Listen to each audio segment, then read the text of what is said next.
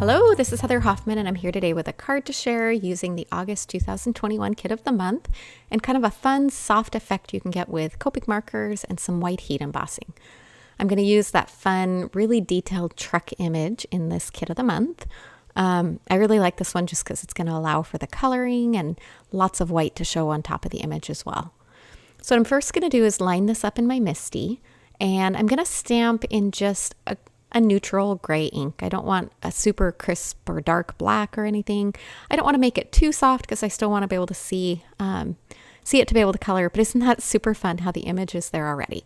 Now I'm going to clean off my stamp, but I'm going to leave it mounted on my Misty. I don't want to move that because I want it on there so I can perfectly line it up when I'm done coloring. And I've picked really simple Copic marker colors to do this with. You'll notice as I color, I'm going to try and leave the lid sitting there, and I remembered on almost all of them so you can see what colors I'm using. I used single colors for everything. I really didn't do, other than on the ground, I really didn't do any blending, just simple, just markers and kids coloring like you used to do when you were a kid. So I'm going to go ahead and put the music on while I go ahead and go through the coloring. Feel free to skip through it if you don't want to watch all of that. I just left it on so you could see, and then I'll come back when we're done to do the next part.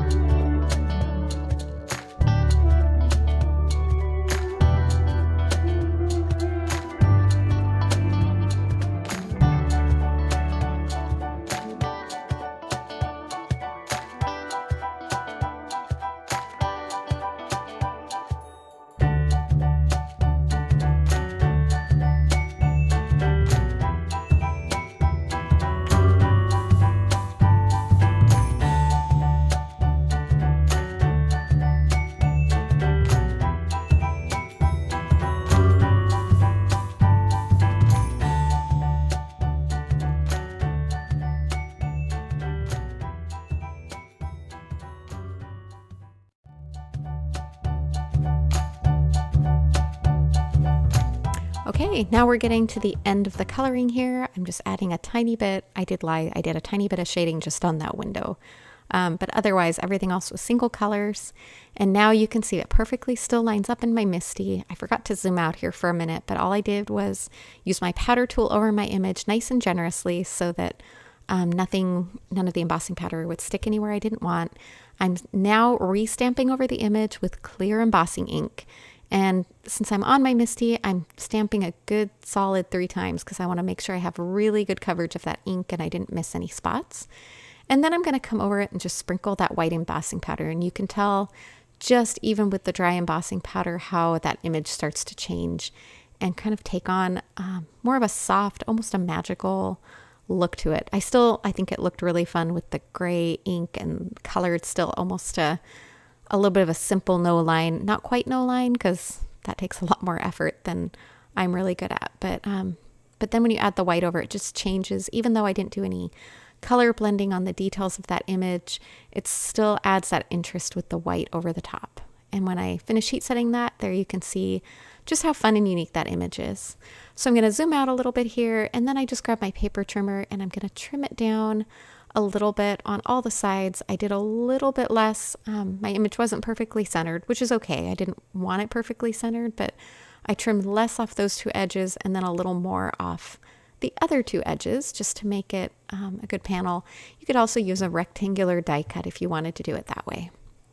All right, and then I needed to pick a sentiment put on there, so I kind of had thought about heat embossing and doing a bigger, longer sentiment, and instead I ended up just picking that little tiny sentiment there. I think it's actually intended to fit on the door, but it also worked perfect for this card as well. So I'm using the grids on my MISTI to make sure I had that kind of straight on there. And then I'm going to ink it up with black ink. And as an afterthought, I decided to grab a scrap of paper and just confirm that I had that level and straight like I thought I did.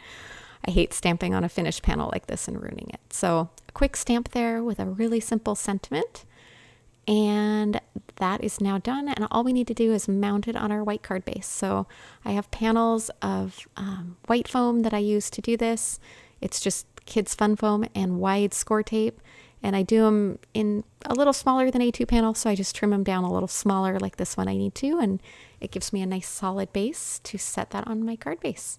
And there we go, clean and simple and fun and soft and pretty. Thanks so much for coming by. Have a wonderful day.